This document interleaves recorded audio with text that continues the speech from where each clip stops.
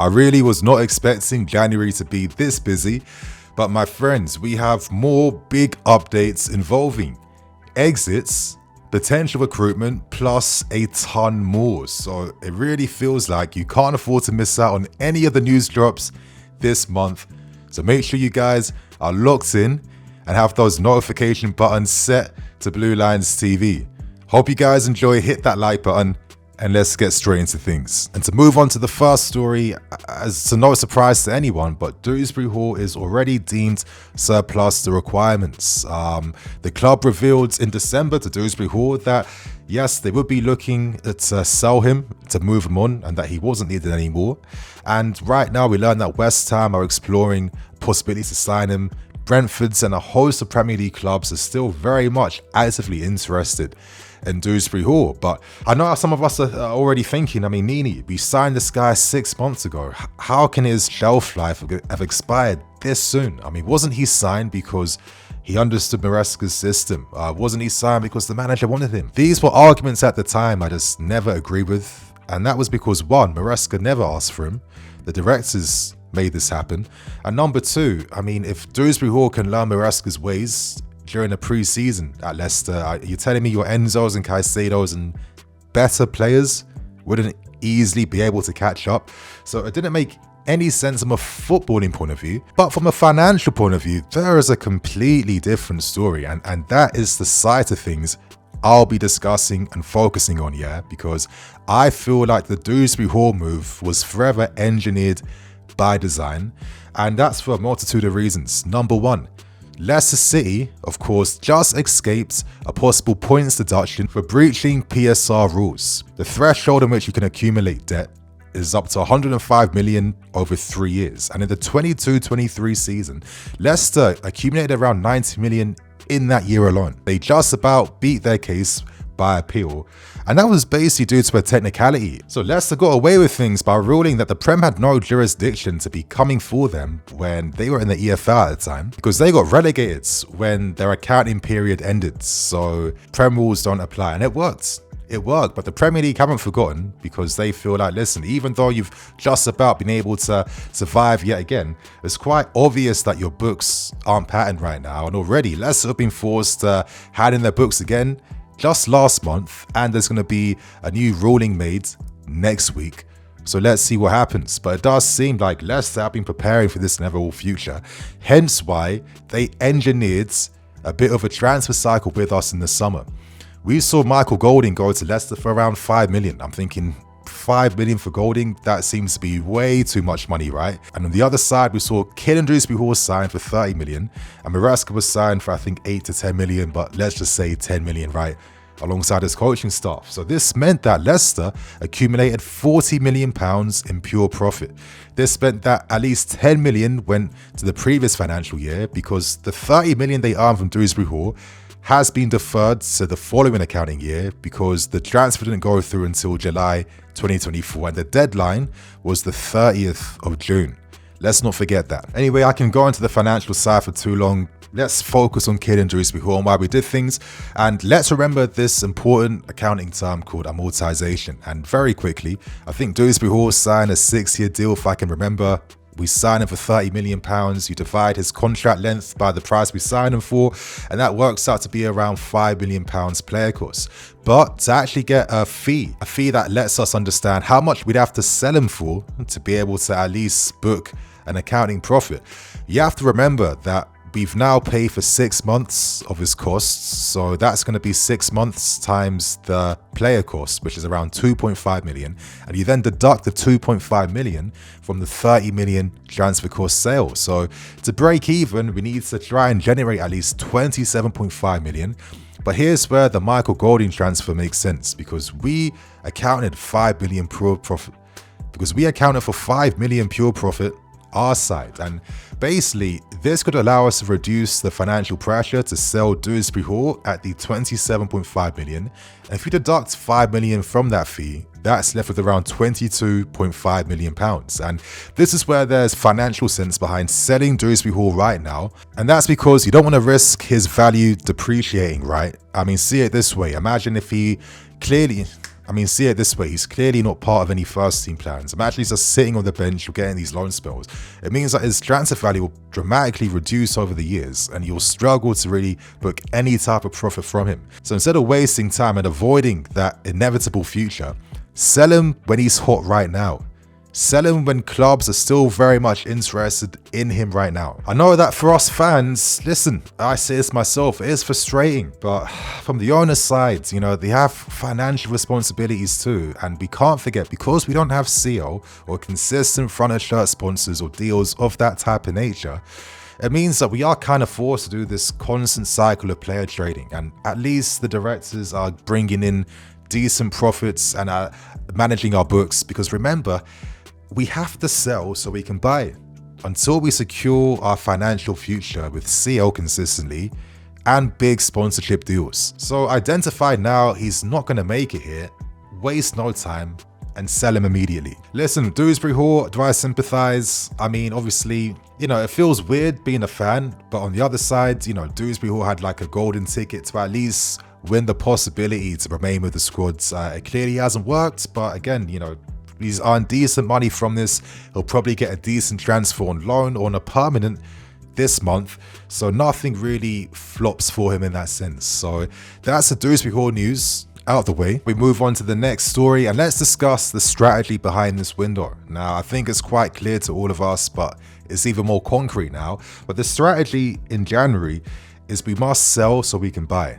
I said this in the previous story, but this is what we have to do until we secure CL football and until we get really big front of shirt sponsors. It's really that simple. So all the players who can go and we're hoping to receive money for: Ben Chilwell, Keenan Dewsbury-Hall, Disasi, even Renato Vega, Chukwuemeka, and even Nkunku if the player himself wants to go or does find better opportunities. We've learned that Paris Saint-Germain, of course, aren't interested in Nkunku, which makes a lot of sense. And I'm still curious to see what club will take the plunge on Nkunku. In terms of Dewsbury-Hall and Chukwuemeka, I'll be discussing their stories in this video, so stay tuned for that. Disasi is attracting a ton of interest from Serie A and in the Bundesliga as well too, and even back home in France. So let's see what type of offers we can receive for him. And if anything, I guess it's another reminder that should we have realistically really had ambitions of mounting a title challenge, when I think ideally the bare minimum qualities you need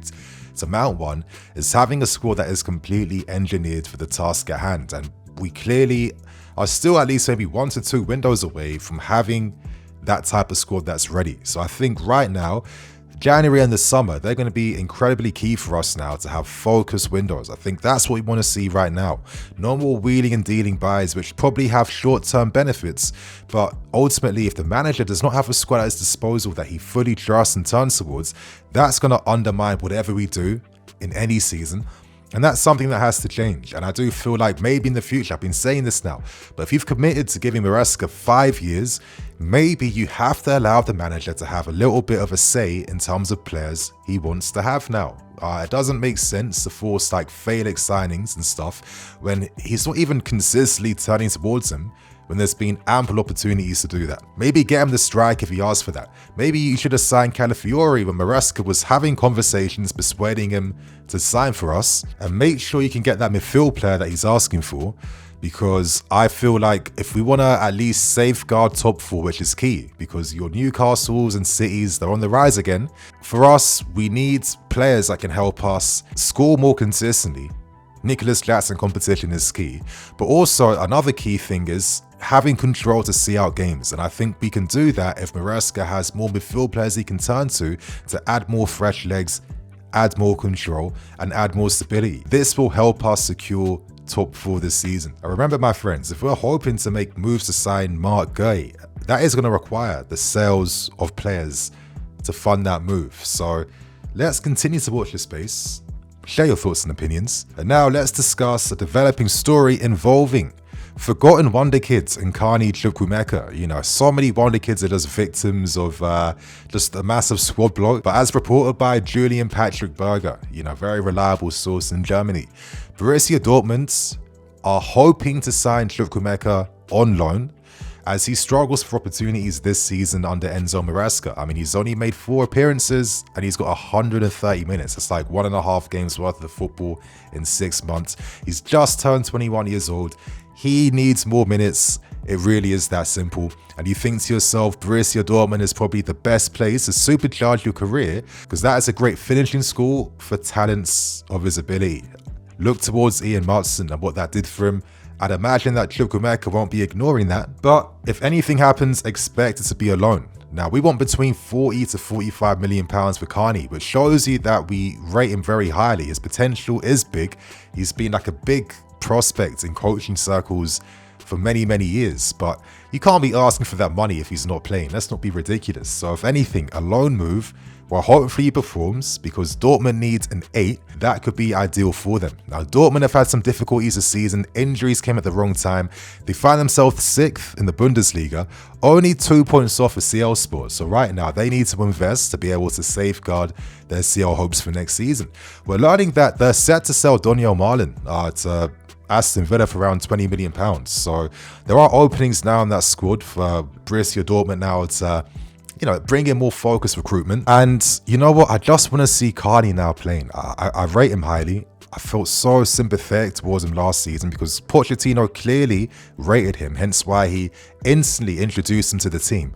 And then injuries, contact injuries can just kind of derail your career. And at a club like ours, where everything is just overly ruthless all the time, you come back, you're fit, and there's like 4 more players in front of you right now from absolutely nowhere. I think, listen, Carney, play consistently, remind everyone what your talents are about, and if you perform, your career could be fruitful elsewhere if we're not going to take you seriously at this football club. But you know what? That's the end of this story. But I want to continue by discussing Borussia Dortmund, because yet again, we are learning more reports around us scouting and following Jamie Bynoe-Gittens. Now, it's not the first time we've done this, and it's been confirmed again by Romano that scouts from us and Liverpool have been in attendance recently to watch his game. Now, when you consistently read reports of clubs scouting particular players, I think all this really communicates is that these guys are high on the shortlist. Doesn't mean they're a favourite to sign. They're just high on whatever shortlist of positions we're looking at. Example, look at Gyökeres. I think there were 4 or 5 reports of scouts regularly in attendance to watch Sporting Lisbon games to watch him. Who knows if he engineers something in the future, but normally when clubs eventually sign someone, they put in a lot of groundwork to be able to raise in front of him. Maybe he's played more games than he should have. He was more of the impact sub guy last season, but now that he's had more access to minutes, I mean, he's showing that his raw talent actually does potentially allow him to have great potential for the future. In 15 Bundesliga starts, and that's more like 960 minutes, like 10 and a bit games. He's got 5 goals, 3 assists. In the CL, he's got 4 goals in 6 games. And I've always felt like the CL is a great signifier of like a player's durability. And you're seeing it this season, a dynamic two-way dribbler, stupid acceleration of a short club. We haven't had that legitimate like first team guy down that left wing. We've signed many raw. And I feel like I have to mention this point because I feel like fans from clubs like us, we constantly get enamored by all these wonder kids who are developing at like the lesser style clubs. We love what they do, but when they sign for us and we actually see them play for us, it's almost as if we get gaslit by the reality of their ability right now. And I think we constantly forget that when you sign young, most times you sign them for the future. It's development over a few seasons, not just 1 or 2 years. We get very impatient because we have big ambitions every single season. I get it, but I mention this point because Bynoe-Gittens is still quite raw. For example, maybe because he's playing way too much, he shows that he tires out quite a lot. Maybe with better experience, with better decision making, and decision making isn't just final third play, which at times he's taking like silly shots or overdoing the dribbling at times, but also constantly playing at 100 miles an hour. Sometimes you have to just manage your energy levels, right? Manage your stamina. That's how you can have consistent impact across the game, and not in moments, but that comes with more development and more time. But I think to myself, we know our recruitment's about signing these guys under 23 years old. We know that Sancho is going to be signing for us on a permanent because there was a obligation to buy included in this loan deal. Are we simply thinking about the long-term play here, which is to have two exciting options down the left flank?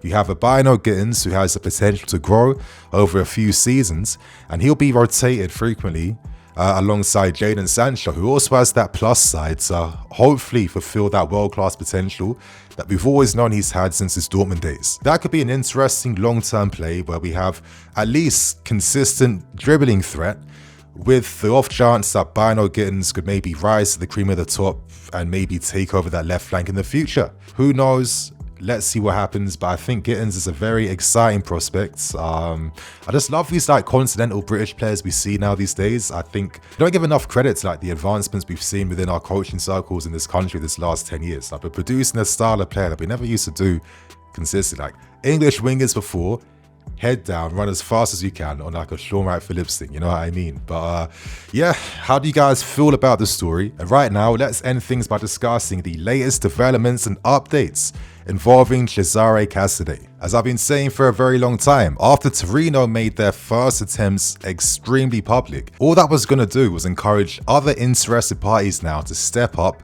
and make something happen. And after Torino's first offer was rejected, that was around 10 million plus sell-on clauses when we wanted around 20 million euros plus a reasonable buyback fee included. Naturally, this was the opportunity now for other interested parties to get in here and make something happen.